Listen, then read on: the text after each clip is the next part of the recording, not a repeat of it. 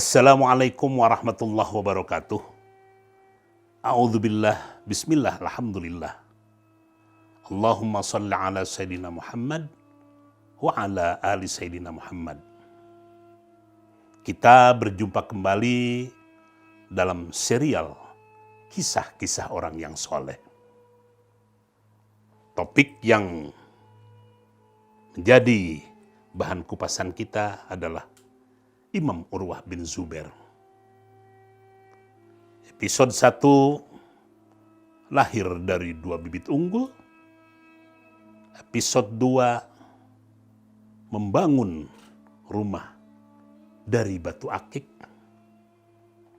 Episode ketiga dan akhirnya sampailah kita ke episode yang terakhir. Pada episode yang terakhir ini, kita ingin melihat sampai sejauh mana kesabaran Imam Urwah bin Zubair. Episode ketiga, kita melihat kegigihan, semangat, intensitas ibadahnya. Maka pada episode yang keempat ini, kita ingin melihat sekelumit ekspresi kesabaran dari Imam Urwah bin Zubair. Adapun yang menjadi tema khususnya adalah menolak dibius tatkala diamputasi. Jadi begini ceritanya. Seperti biasa, ulama-ulama besar selalu diundang hadir ke istana khalifah. Ketika itu yang menjadi khalifah adalah penerus Khalifah Malik bin Marwan yang bernama Khalifah Walid bin Abdul Malik. Khalifah Malik bin Abdul Malik mengundang Imam Urwah bin Zubair ke istananya di Damaskus. Singkatnya cerita, berangkatlah Imam Urwah ini dengan beberapa murid-muridnya menuju Damaskus. Tatkala sampai di sebuah daerah yang bernama Lembah Al-Qura, nampaknya mungkin apakah karena tidak terlihat, secara tidak disengaja kaki Urwah ini menginjak satu batang pohon yang cukup tajam, yang nampaknya pohon ini mungkin mengandung racun. Ya. Akibat kakinya menginjak batang tersebut, akhirnya kaki Imam Urwah bin Zubair membengkak, dan semakin bengkak. Ya. Dan dalam waktu yang singkat, akhirnya kakinya seperti infeksi, bernanah, sampai mengeluarkan aroma yang agak kurang enak. Ada aroma yang agak busuk lah, karena ini bernanah. Ya. Itulah mungkin sudah ketentuan dari Allah. Di sepanjang perjalanan, karena kakinya yang tadi, yang bengkak itu, akhirnya Imam Urwah sampai harus dipapah. Tetapi karena rasa hormat kepada khalifah, dalam keadaan seperti itu pun perjalanan terus dilanjutkan. Yang akhirnya sampailah Imam Urwah di istana Khalifah Al-Walid bin Abdul Malik. Diterimalah di istana. Khalifah Al-Walid kaget. Kenapa? Kok Imam Urwah sampai harus dipapah? Berceritalah murid-murid Imam Urwah bahwa Imam Urwah di tengah perjalanan terkena satu batang yang ada durinya. Mungkin karena duri ini beracun, akhirnya sebelah kaki Imam Urwah infeksi. Diundanglah tabib yang kawakan atau dokter. Pada zaman Al-Walid, dunia kedokteran Islam sudah sangat maju. Jadi yang namanya amputasi dan sudah menjadi bagian dari tugas-tugas dokter ketika itu. Sudah sedemikian rupa majunya.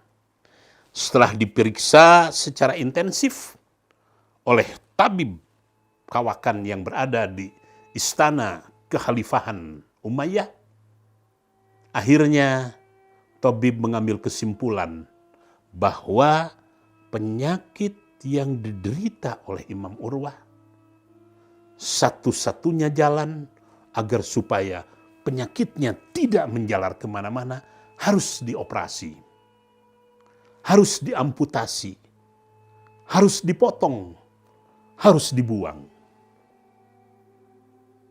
Tentu saja ini adalah sebuah pengorbanan yang harus dialami oleh Imam Urwah. Baik, silahkan. Kalau memang kesimpulannya harus dipotong, harus diamputasi, harus dibuang, saya siap. Baik. Kalau begitu, Imam, kata dokter atau tabib istana Al-Walid, agar supaya engkau tidak merasakan sakit pada saat dipotong, kami ingin memberikan yang pertama ramuan yang akan ditempel di bagian yang akan dipotong. Yang kedua, minuman ini. Maksudnya minuman apa? Ya tabib. Imam Urwah bertanya. Maksudnya pada saat dipotong nanti engkau dalam keadaan tertidur. Tertidur? Iya. Kenapa aku harus dibuat tidur? Agar supaya engkau tidak merasa sakit. Terus selama tidur aku tidak ingat apa-apa. Iya, enggak. Loh, kenapa ya Imam? Aku tidak ingin waktu yang aku miliki jangan sampai terbuang mubadir, tidak bisa saya manfaatkan untuk berzikir.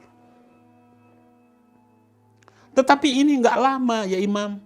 Mau lama, mau tidak lama, aku tidak mau. Biarlah silahkan potong dalam keadaan aku tetap sadar. Biar aku tetap bisa berzikir kepada Allah. Tapi sakitnya bukan main. Sesakitnya penyakit, tetap lebih rugi aku kalau tidak berzikir sama sekali. Baiklah kalau demikian. Akhirnya kaki Imam Urwah bin Zubair diamputasi, dipotong. Dalam keadaan sadar. Dan Imam Urwah tetap berzikir kepada Allah. Sampai selesai, kaki itu dibuang, dimasukkan ke dalam sebuah baskom. Tabib berkata, ya Imam sudah selesai. Sudah selesai. Alhamdulillah. Kata kamu tadi sakit. Buktinya nggak apa-apa. Aku nggak merasakan apa-apa sama sekali. Itulah tabib tadi sampai terkagum-kagum. Dengan zikir ternyata bisa menghilangkan sebuah rasa sakit. Bayangkan zaman dulu mungkin pemotongannya kan bisa kita bayangkan. Mungkin pakai pisau gergaji lah. Ya. Beda dengan sekarang. Ya, beda dengan sekarang. Itulah kesabaran yang namanya Imam Urwah. Pada saat kakinya dipotong, diamputasi, dia enggan untuk dibius. Nah, yang berikutnya, tentu saja pada saat Khalifah melihat kejadian seperti itu, sangat terkagum-kagum. Masya Allah, ternyata zikir memiliki sebuah energi yang sangat luar biasa. Tentu saja zikirnya Imam Urwah akan berbeda dengan kita. Nah, selesai dipotong, Imam Urwah ketika itu masih berada di istana Khalifah Al-Walid. Tiba-tiba datang salah seorang muridnya dari Madinah yang menyampaikan berita bahwa satu dari sekian putranya, Imam Urwah ini punya 7 putra, punya 7 anak, dikaruniai 7 anak. Imam Urwah dapat informasi bahwa salah seorang putranya yang di Madinah berpulang ke rahmatullah dalam sebuah kecelakaan yang kecil sebetulnya. Jadi putranya Imam Urwah ini yang bernama Muhammad ketika itu sedang membersihkan kandang kuda. Di Arab ketika itu keledai. Ya. Namun tiba-tiba ada salah seekor keledai milik keluarga Urwah. Nggak tahu kenapa, tiba-tiba ngamuk. Ngamuk, tendang ke sana, ke kiri, ke kanan. Akhirnya tendangan keledai ini mengenai dada putra Urwah bin Zubair yang bernama Muhammad. Dan yang lebih memprihatinkan, Muhammad bin Urwah ini sampai meninggal. 2 cobaan yang berturut-turut dialami oleh Urwah. Apa komentar Imam Urwah ini yang perlu kita tarik sebagai sebuah pelajaran bahwa dalam kehidupan ini tidak akan lepas daripada yang namanya cobaan. Komentarnya, aku dianugerahi oleh Allah, aku dikaruniai oleh Allah 7 anak-anak yang soleh, 7 anak-anak yang aku besarkan. Aku berusaha menjalankan tanggung jawab tersebut karena ini amanat dari Allah.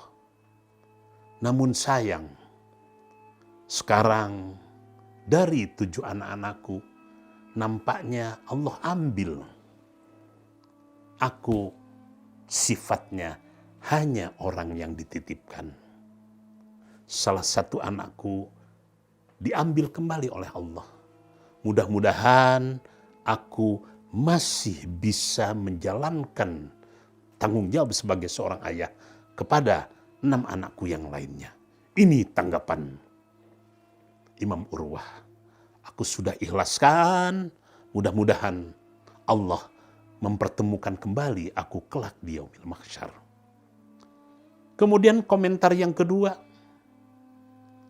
Imam Urwah berkata, ya Allah, Engkau telah melengkapi badanku dengan 2 tangan dan 2 kaki.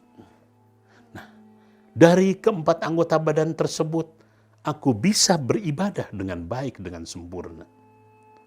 Namun sekarang, dari keempat anggota badanku, telah Engkau ambil 1 anggota badan dari kakiku. Sehingga aku nampaknya tidak bisa beribadah dengan baik. Ya Allah, mudah-mudahan ibadahku yang aku jalankan yang mungkin sudah tidak sesempurna manakala aku masih memiliki 4 anggota badan. Mudah-mudahan Engkau maklumi ya Allah. Mudah-mudahan Engkau ampuni ya Allah. Mudah-mudahan Engkau maafkan, aku tidak bisa menjalankan dengan baik ibadahku. Yang aku sedihkan hanya itu ya Allah. Yang lain-lain aku sangat menerima dengan ikhlas. Itulah tanggapan yang disampaikan oleh Imam Urwah terhadap dua kejadian, dua musibah, dua cobaan yang diterimanya dalam waktu yang bersamaan. Suatu ketika, tatkala sudah sampai di Madinah, potongan kaki bekas amputasi tadi dibawa, dimasukkan ke dalam baskom. Dimasukkan ke dalam baskom. Di depan anak-anaknya, Imam Urwah berkata, anaknya langsung mendengar, "Ya Allah, mudah-mudahan kakiku yang satu ini, aku bersaksi bahwa aku tidak pernah memanfaatkan dan menggunakan kakiku ini untuk berbuat maksiat atau berbuat yang tidak-tidak. Oleh karena itu, ya Allah, mudah-mudahan Engkau tetap meringankan hisab kakiku yang sebelah ini, karena sekarang sudah tidak bisa aku pergunakan lagi untuk beribadah." Anak-anaknya meneteskan air mata begitu Imam Urwah menyampaikan pernyataan seperti itu. Dan wasiat yang terakhir yang disampaikan oleh Imam Urwah kepada putra-putranya, "Wahai anak-anakku, jika tadinya engkau adalah orang-orang kecil dan terbuang, dengan ilmu pengetahuan, kalian akan menjadi pembesar dan dihormati bagi mereka kelak di kemudian hari." Ini pesan Urwah pada saat akan berpulang ke rahmatullah kepada putra-putranya agar supaya jangan berhenti menuntut ilmu. Imam Urwah meninggal pada usia 67 tahun, kurang lebih sekitar tahun 94 Hijriah. Yang kita kenal tahun tersebut sebagai Sanah para Fuqaha. Tahun di mana banyak sekali ahli-ahli fikih, ulama-ulama fikih yang berpulang ke rahmatullah. Imam Sa'id Al-Musayyib, Imam Urwah bin Zubair, Imam Abu Bakar bin Abdurrahman, Imam Ali bin Al-Hasan. Mereka rata-rata berpulang pada tahun 93-94 Hijriah. Sehingga dunia Islam ketika itu sangat merasakan sebuah kehilangan besar, di mana para ulama-ulama ternama dalam tahun yang sama banyak berpulang ke rahmatullah. Mudah-mudahan cerita yang sangat singkat ini kita bisa menarik hikmah dan pelajarannya. Sampai berjumpa kembali di serial kisah orang-orang yang soleh pada episode-episode berikutnya. Wallahul muwaffiq ila aqwamit thoriq. Wassalamualaikum warahmatullahi wabarakatuh.